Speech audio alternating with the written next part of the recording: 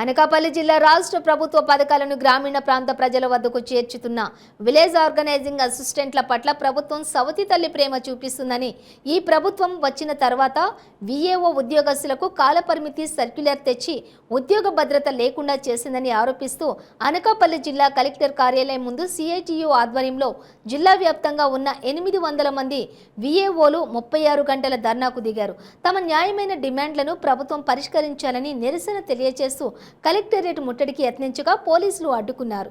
ఈ సందర్భంగా ఉద్యోగుల సంఘం ప్రధాన కార్యదర్శి సిహెచ్ రూపాదేవి మాట్లాడుతూ ప్రభుత్వం దిగివచ్చి తమ డిమాండ్ నెరవేర్చకపోతే ఆందోళనలు మరింత ఉధృతం చేస్తామని హెచ్చరించారు.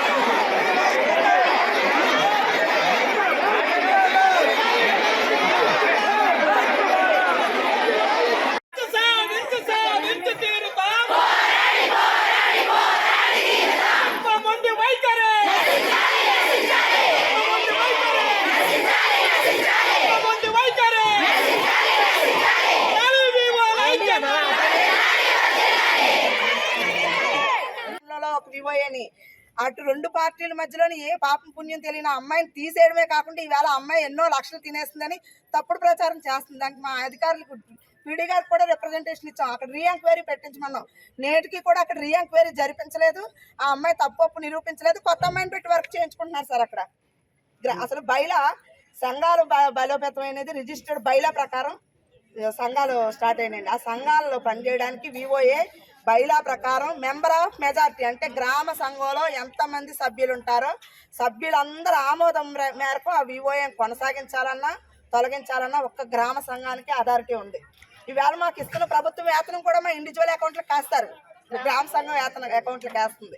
అంటే మేము గ్రామ సంఘం ఉద్యోగస్తులం. కానీ గ్రామ సంఘ ఉద్యోగస్తులు అయి ఉండి గ్రామ సంఘానికి సమాచారం ఇవ్వకుండా చాలా దుర్మార్గంగా వివోలను తొలగిస్తున్నారు.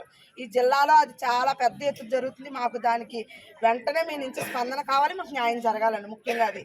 తర్వాత మా గ్రూప్ ఇన్సూరెన్స్ సౌకర్యం ఒకటి అడుగుతున్నామండి. ఏ పనుల మీద బ్యాంక్కి వెళ్ళినా సరే అధిక ఒత్తిడి పెరిగిపోయి చాలా అనారోగ్యం పాలైపోయి వివోఏలు చనిపోతున్న పరిస్థితి ఉంది. దానికి సంబంధించి 10 లక్షల గ్రూప్ ఇన్సూరెన్స్ సౌకర్యం కల్పించమని అడుగుతున్నాం. ఇది ఒకటి సార్. తర్వాత హెచ్ఆర్ పాలసీ ఏదో ప్రభుత్వం అధికారంలోకి వచ్చిన ఫస్ట్ వేటు వివోఏల మీద పడుతుంది. అటువంటిది లేకుండా ఎన్నో సంవత్సరాల నుంచి సభ్యులకు సేవ చేసుకుంటూ మాకు ఉద్యోగ భద్రత కల్పించాలనే ఒక ఉద్దేశంతో హెచ్ఆర్ పాలసీ అమలు చేయమని చెప్పి అడుగుతున్నాం సార్. ఇవన్నీ స్టేట్ వైడ్ ఇష్యూస్ అన్నీ ఇందులో ఉన్నాయి సార్.